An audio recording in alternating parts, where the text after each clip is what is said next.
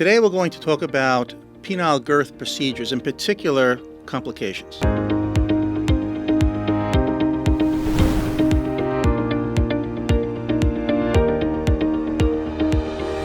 When a patient decides to have a girth enlargement, we review some basic complications that may occur, and we're going to review some of those. For example, when a patient comes in, we evaluate the skin, obviously. If the skin quality is not as good, for example, on the penile shaft, we have to consider either the skin will stretch after a procedure or it may tighten very much after a procedure. Now, regardless of the complication, we have a remedy for each one of these. I'll give you an example. Let's say we do a filler treatment. We do a penile shaft and glands. Let's say that skin stretched for us, right? So what does that mean? If you have, for example, an erection and the skin is not as tight as you want it to be, what we would do in that case is do what we call a penile facelift, where we just remove a little skin to tighten, right? Like we do on the face, we take some skin and pull the skin up. We do the same thing with the penile shaft. If we need to lift it up this way, we just remove a little and lift, okay? So if that were to occur, there is a remedy for that. On the opposite side of the spectrum, some patients will have dense collagen formation and the skin will be very tight. Now that's good for erection firmness, but for subsequent procedures, it's difficult to put more filler, right? So if we're looking to expand this tissue and the skin is very tight, what we do is we use a penile pump to stretch that skin. So on subsequent treatments, we could put enough filler in there to increase the girth to the desired goal. Okay, so that is two of the most common, we say complications, but again, there's remedies to these things to get you to your ultimate goal. Now also, when it comes to placing filler, we have to be really careful in regarding post-op care, post-procedure care. For example, if we placed filler in the shaft and we do the wrap properly, it's very rare for the filler to drop below the rubber band area where the pubic skin is, and for the filler to migrate a little bit into the pubic area. And sometimes it can migrate a little bit into the scrotal area. Now, it's nothing dangerous. We just want to keep the filler in the shaft, right? That's the objective, to get optimal size. However, if it does migrate down, sometimes you don't feel it. Sometimes you could just kind of feel deep into the pubic skin. You may feel a little collagen there, no big deal. However, if enough drops in to, let's say, the pubic area, it might kind of hold the penis down a little bit and shorten the erect length a bit, okay? Now, what is the remedy for that? There are two remedies. The primary one is to inject a medicine that helps dissolve that collagen, because the collagen basically kind of grips onto the structure underneath, okay, in the pubic area, and what we're looking to do is kind of pull that off. So the first step is to loosen it with this medication. And then, if necessary, we'll use a penile pump to start pulling that collagen off, because all it does is grip. All it is gripping and preventing the full erection of the penile shaft. That we see on rare occasions, really. It's not really a common event. As long as, I'll give you some risk factors for that. If you're obese, you have a large fat pad, and you have high retraction, all right, that penis pulls in.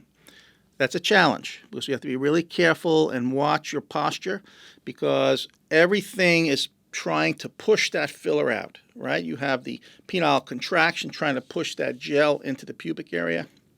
You have the fat pad pushing in this direction.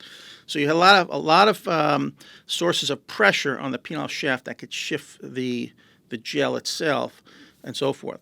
Remember, wherever the gel is, okay, whether, of course, we want it in the shaft, but if it does move into the pubic area or scrotal area, that's where collagen will form, okay? So we have to be careful. The obese patient with a large fat pad is a high-risk patient, and we counsel them very well on how to make sure their posture does not exacerbate the situation. Basically, we tell them to stand most of the time or recline most of the time. But when the torso and legs approximate even to close to 90 degrees, that's not good. It starts pulling in the penis and causing shifting potentially of that.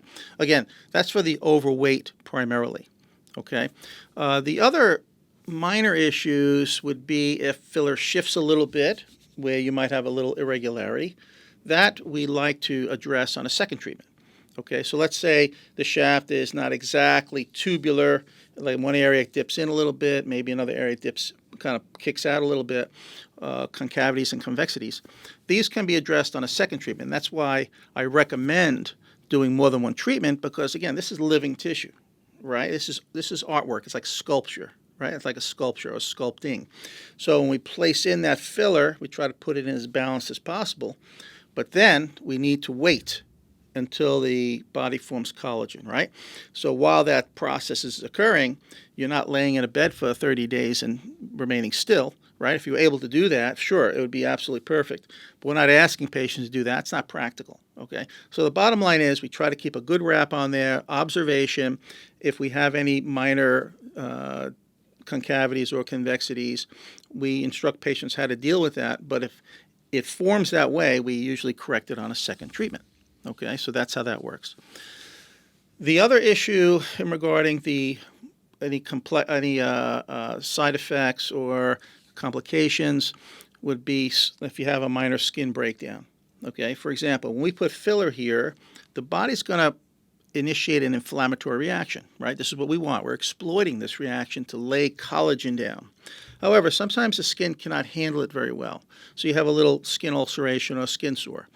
They usually heal very, very well. Now, sometimes they vary in size, but the objective here is if that were to occur, there's a protocol that basically helps that heal very, very well. Even if it's a tiny one to even a larger one, they heal very, very well, as long as you follow protocol, again, the remedies we have. Now, another issue would be the glands. Let's move on to the glands, okay? The gland skin is very important because if the dermis is not very thick, we're not going to be able to enlarge it very much. We already have a challenge in enlarging the glands because there's only so much filler you could put in the skin, right? So if we were, let's say the dermis was very thin, there's very little filler we could put there. Plus, you're at a higher risk of forming maybe a skin sore here too, right? So when I notice the skin is thin, I don't put a lot of filler for that reason. If the skin is very good, robust, or thick, I will put a lot of filler. Okay, the risk of an ulceration or skin sore is very low. However, we see them from time to time, and they heal well. It just takes time to build up some tissue, right? If you have a little skin sore, it takes a little time to heal. Again, we have protocols for that and remedies for that. So overall, the risk factors are very, very low. Any of these events, whether it's on the shaft, if it's an imbalance or filler migration into the pubic area causing some issues, we have remedies for all of these things. But if you have any questions about that or any other concerns, you can certainly call our office and we'll address them.